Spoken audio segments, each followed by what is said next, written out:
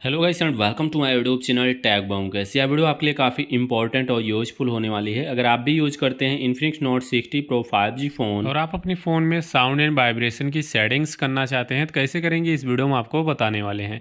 Sound and vibration की कोई भी सेटिंग करना है, बटन वाइब्रेशन हो गया, कॉल वाइब्रेशन हो गया या कोई भी टच साउंड वगैरह हो गया, कोई भी सेटिंग करना है साउंड एंड वाइब्रेशन की, आप अपने फ़ोन के सेटिंग्स में आ जाइए। फ़ोन के सेटिंग्स में आने के बाद कुछ ऐसा इंटरफेस आपकी स्क्रीन पे मिलता है। नीचे साउंड एंड वाइब्रेशन नाम से ऑप्शन दिख रहा होगा, आप साउंड एंड वाइब्रेशन के ऑप्शन पे क्लिक कर दीजिए।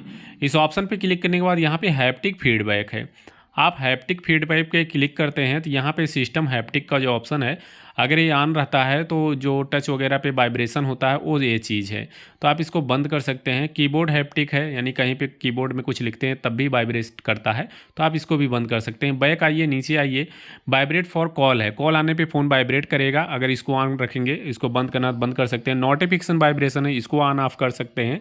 इसके बाद आप लोगों को यहाँ पे सबसे नीचे साउंड का ऑप्शन मिलता है, आप साउंड पे क्लिक करिए। जैसे कि यहाँ पे बहुत से साउंड है, स्टार्टअप साउंड है, शट डाउन साउंड है, डायल पैड है, स्क्रीन शॉट है, डिलीट साउंड है, screen locking sound, charging sound और टच साउंड। सबसे नीचे है टच साउंड, जो कहीं पे टच करते हैं उसका साउंड। ऑन करना तो ऑन करिए, ऑफ करना तो ऑफ कर दीजिए। वीडियो पसंद आए तो लाइक ज़रूर करें।